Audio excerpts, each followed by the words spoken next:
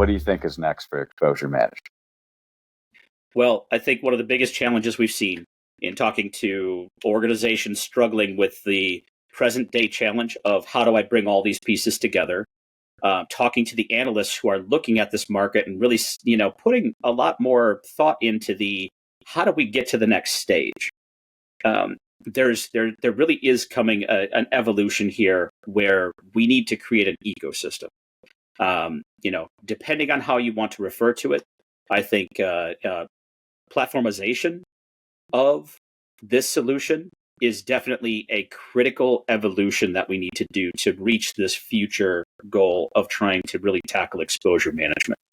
There are some additional pieces in there as well, but overall, we've got to take that legacy world, stitch it together with the present day needs of evolving from just vulnerability assessment to that risk-based approach, better prioritization, really having better workflows and bringing together all of our vulnerability sources, getting that asset discovery, that attack surface visibility of our assets together, the chasm piece. But now we need to take those pieces and truly evolve it to more of the exposure management platform that's going to be able to help us work through all this. Now, do I believe a single vendor is going to do all of this? Absolutely not. There will be an ecosystem, and it really is that platform that we're talking about is an ecosystem. It's going to have vulnerability scanners of all shapes and sizes, because it's not just scanning for vulnerabilities on servers and workstations. It's the traditional infrastructure scanners. It's the attack surface external scans. It's the cloud configuration scans. It's container and service scanning.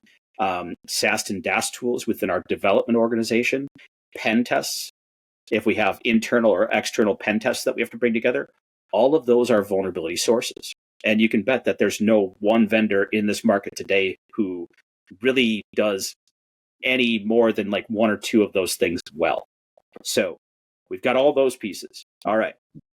Prioritization. So we need to aggregate and then add that prioritization and workflow to drive remediations. Well, the remediation step, you're going to have the low-hanging fruit, that's patchable.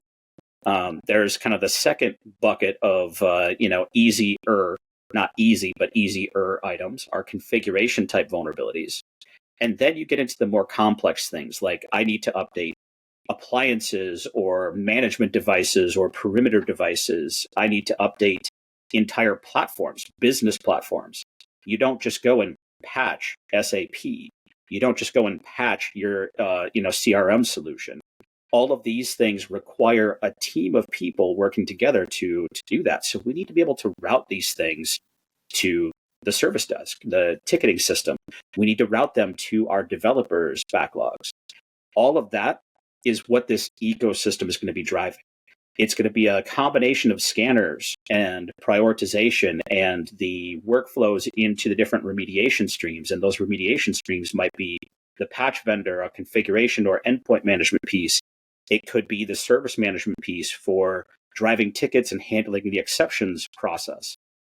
All of those become part of this larger ecosystem, and it's a mixture of multiple vendors, but working much more effectively together.